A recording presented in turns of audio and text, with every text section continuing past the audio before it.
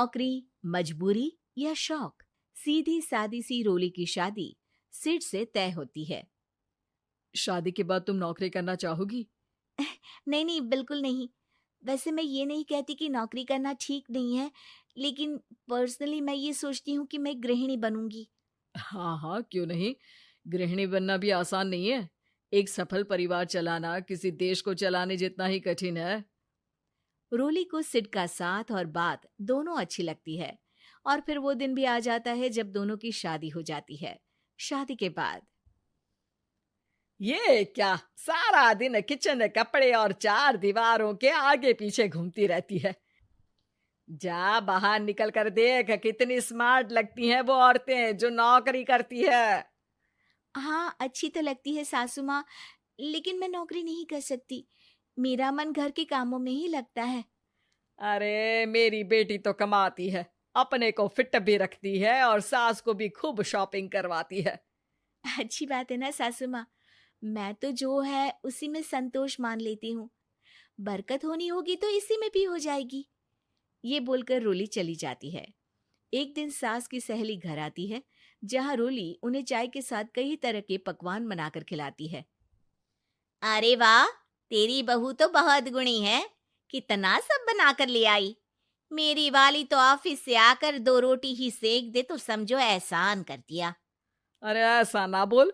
तेरे घर में 2 कार, 4 मंजिला मकान, और तेरे लिए जो वो अपने पैसे से साड़ी लाती है वो भी तो कितनी कीमती होती है। अरे मेरी वाली तो बस सारा दिन इन्हीं 2 कमरों को ताजमहल बनाने में लगी रहती है। सहेली चली जाती है। कुछ समय बाद रोली को एक सुंदर सी बेटी होती है। अरे क्या सारा दिन उस बच्चे में लगी रहती है। माँ, मुझे ना 1 मिनट भी छोड़ने का मन नहीं करता। देखिए ना, कितनी प्यारी है। मैं ना इस हर पल को एंजॉय करना चाहती हूँ। अरे हाँ हाँ, हमने भी बच्चे पाले हैं, हम भी जानते हैं कि कितने प्यारे होते हैं, और अपने बच्चे को बढ़ता हुआ देखना कितना अच्छा लगता है। लेकिन एक दिन अचानक और रोली, एक बहुत बड़ी घटना हो गई। एक शॉर्ट सर्किट से पूरी दुकान जल गई। ओह, अब अब क्या, कुछ समझ में नहीं आ रहा कि कैसे घर चलेगा। घर की पूरी गाड़ी पटरी पर लाने के लिए कई साल लग जाएंगे, और वापस पहले जैसे होने में भी बहुत टाइम लग जाएगा। रोली रोली कुछ सोचती है, फिर अपने 3 महीने के बच्चे को देखती है और कहती है, आप कहे तो मैं नौकरी शुरू कर दूं? माँ मुन्नी को देख लेगी, फिर शाम को तो मैं घर आ ही जाऊंगी। सिड कुछ कहता उससे पहले ही उसकी सास वहां आ जाती है। अरे हाँ हाँ, अब भी तुझे नौकरी करने के लिए पूछना होगा। अरे घर पर इतनी बड़ी विपदा आ गई है, तू है कि बच्चे का मुंह देख रही है। अरे क्या मुझ पर भरोसा नहीं है? अरे नहीं नहीं माँ जी, ऐसा क्यों बोल रही हैं आप? फिर क्या था, सिड से पूछकर 3 महीने की बच्ची को रोली सास के पास छोड़कर चली जाती है। शाम को ऑफिस से आने पर अरे सारा दिन इसने तो चैन नहीं लेने दिया, बस गोदी में ले लेकर घूमती रही। हाथ दर्द हो रहा है। बहू को बहुत गिल्ट फील होता है, लेकिन जब वो घर की हालत देखती है तो चुप रह जाती है। ऑफिस में सहेली कहती है, अरे रोली, तेरी तो बच्ची छोटी है ना, कैसे मैनेज करती है? कैसे मतलब? घर पर रहती है वो अपनी दादी के साथ। ओ यार, कितनी अच्छी है तेरी सास। मेरी सास को जब पता चला कि मैं नौकरी ज्वाइन करने की सोच रही हूँ, वो तो सीधे अमेरिका चली गई मेरी ननद के पास। अच्छा, फिर तू कैसे मैनेज करती है? अरे मैंने तो फुल टाइम मेड रख ली है। ओहो, वो तो बड़ी महंगी होगी ना? हाँ यार, लेकिन कमाई भी तो हो रही है ना।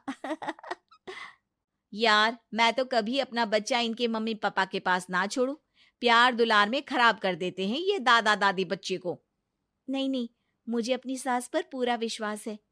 जो मेरे पति को इतनी अच्छी शिक्षा के साथ बड़ा कर सकती हैं, वो मेरी बच्ची को कभी नहीं बिगाड़ेगी। खैर, रोली की इस सोच से उलट पड़ोसियों के बीच हाथ में बच्ची पकड़े रोली की सास कहती है, अरे क्या बताऊं, सारा दिन बहू बाहर रहती है। पहले अपने बच्चे पालो, फिर बच्चों के बच्चे। अरे अपना जीवन तो कुछ रहा ही नहीं। अरे नहाने भी जाती हूं ना तो इसे साथ रखती हूँ, कल को कहीं गिर गई या चोट लग गई तो बहू तो हमारी खाल उखाड़ लेगी ना। अरे ऐसा भी क्या डरना बहू से, नौकरी थोड़ी की है उसकी। अब क्या बताऊं, पढ़ी लिखी लड़कियां हैं आजकल की। चलो चलती हूँ, सब्जी बनाने का वक्त हो गया है। बच्चे आएंगे तो खाना तो बना मिले। सास ये बोलकर वहां से चली जाती है कि तभी रोली ऑफिस से घर पहुंचती है। बाहर पड़ोसियों को देखकर, नमस्ते आंटी जी, कैसी हैं आप? अरे बहुत अच्छी हूँ, लेकिन तेरी किस्मत तो सबसे अच्छी है। क्या सास पाई है, मोती दान किए होंगे तूने। तेरा बच्चा भी देखती है, खाना भी बनाती है। बेचारी बहुत काम करती है तेरी सास। हाँ आंटी, सही बोल रही हैं आप। अब ऑफिस भी दूर है तो आने जाने में वक्त चला जाता है। खैर चलती हूँ।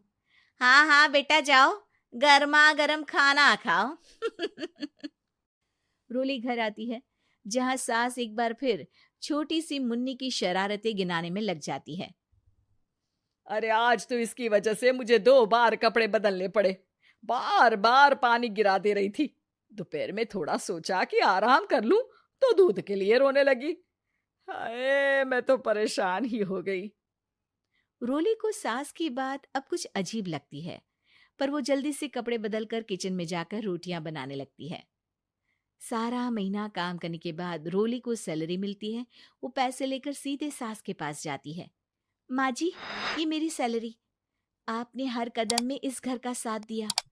मैं नौकरी करने के पक्ष में नहीं थी। मैं तो अपने बच्चे को बढ़ता देखना चाहती थी। मैं थोड़े में भी खुशी थी। कभी मैंने आपको किचन में पैर नहीं रखने दिया था। घर की मुसीबत नहीं आती तो मैं कभी इन जिम्मेदारियों को आप पर पड़ने नहीं देती। अब सास समझ चुकी थी कि उसकी गलती कहाँ है। हाथ में पैसे देकर कहती है, मैं पढ़ी लिखी नहीं थी तो पति ने भी कभी पैसे हाथ में नहीं रखे। बेटे ने भी गल्ला संभाला, लेकिन तूने मुझे समझा। ये मेरा सम्मान है कि एक बहू होकर तूने पूरी सैलरी मेरे हाथ में रखी बेटा।